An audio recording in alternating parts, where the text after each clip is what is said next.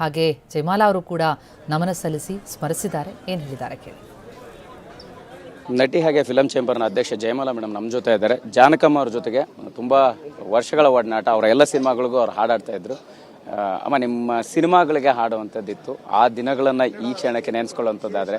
ಆಗ ಸಿನಿಮಾ ಅಂತಂದರೆ ಹಾಡುಗಳು ಲೈವ್ ಇತ್ತು.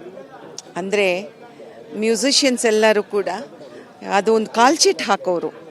ಈ ಚಿತ್ರದಲ್ಲಿ ಪಾತ್ರವಹಿಸೋರು ಪ್ರತಿಯೊಬ್ಬರು, ಇಡೀ ಚಿತ್ರ ತಂಡ ಅಲ್ಲಿ ಬಂದು ಕೂತ್ಕೊಂಡು ಆ ಸಂಗೀತ ಹೇಗಿದೆ, ಹಾಡುಗಳು ಹೇಗಿದೆ ಅಂತ ಕೇಳಿಕೊಂಡು ನಾವೆಲ್ಲರೂ ಹೋಗ್ತಿದ್ವಿ. ಅದು ನಮಗೊಂದು ಹಬ್ಬದ ರೀತಿ, ಹಬ್ಬನೇ. ಅಂಥ ಸಂದರ್ಭದಲ್ಲಿ ಒಂದಿನ ನನ್ನ ವಾಯ್ಸ್ ಕೇಳಬೇಕು ಅಂತ ಜಾನಕಿ ಅವ್ರಿಗೆ ಆಸೆ ಆಯ್ತಂತೆ.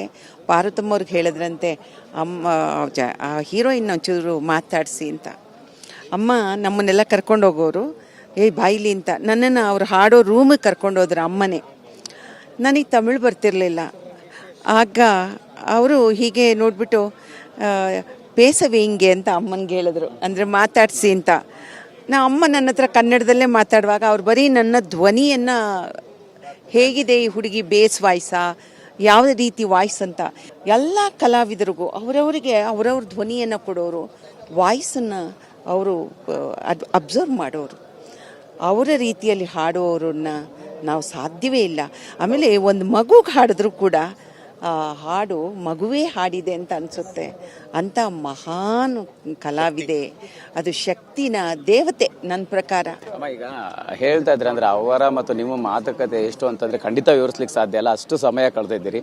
ಅವ್ರ ಜೊತೆ ಕಳೆದಂಥ ಒಂದು ಸಮಯ ಏನು ನೆನಪಾಗುತ್ತೆ ಈ ಕ್ಷಣಕ್ಕೆ? ಏನಿಲ್ಲ ರೀ, ಅವರು ಹಾಡಿನ ದೇವತೆ, ಅವರು ಸರಸ್ವತಿ. ಆ ಸರಸ್ವತಿ ಏನು ಒಂದು ಗುನ್ಗುಟ್ಟಿದ್ರೂ ಕೂಡ ನಮಗೆ ಹಾಗೆಯೇ ಹಾಗೆ ಇನ್ನೊಂದು ಲೋಕಕ್ಕೆ ಕರ್ಕೊಂಡು ಹೋಗ್ತಿತ್ತು ಆ ಧ್ವನಿ.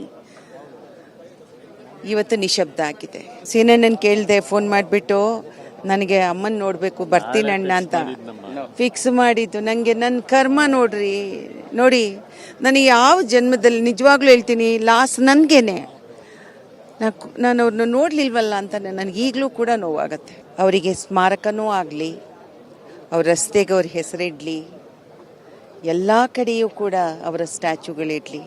ಆದರೆ ನನ್ನದು ಒಂದೇ ಒಂದು ಆಸೆ, ಮೈಸೂರು, ಅವರು ಸೊಸೆ, ಮೈಸೂರಿನ ಸೊಸೆ, ಮೈಸೂರಲ್ಲೇ ತಾನು ಇರಬೇಕು, ನನ್ನ ಕೊನೆ ಇಲ್ಲೇ ಇರಬೇಕು ಅಂತ ಆಸೆ ಪಟ್ಟವರು.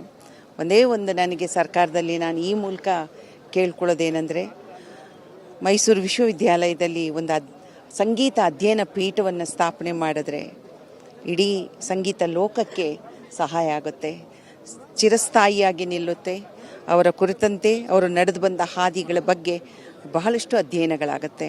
ಅದನ್ನು ಸರ್ಕಾರ ಮಾಡಿಕೊಡ್ಲಿ ಅಂತ ಕೇಳ್ಕೊತೀನಿ. ಇದಿಷ್ಟು ನಟಿ ಹಾಗೆ ಫಿಲಂ ಚೇಂಬರ್ನ ಅಧ್ಯಕ್ಷ ಜಯಮಾಲಾ ಅವರ ಮಾತಾಗಿರ್ತಕ್ಕಂಥದ್ದು. ಕ್ಯಾಮ್ರಾ ಪರ್ಸನ್ ಶರಣು ಜೊತೆ ಮಾಲ್ತೇಶ್ ಜಗ್ಗಿನ್, TV9 ಮೈಸೂರು.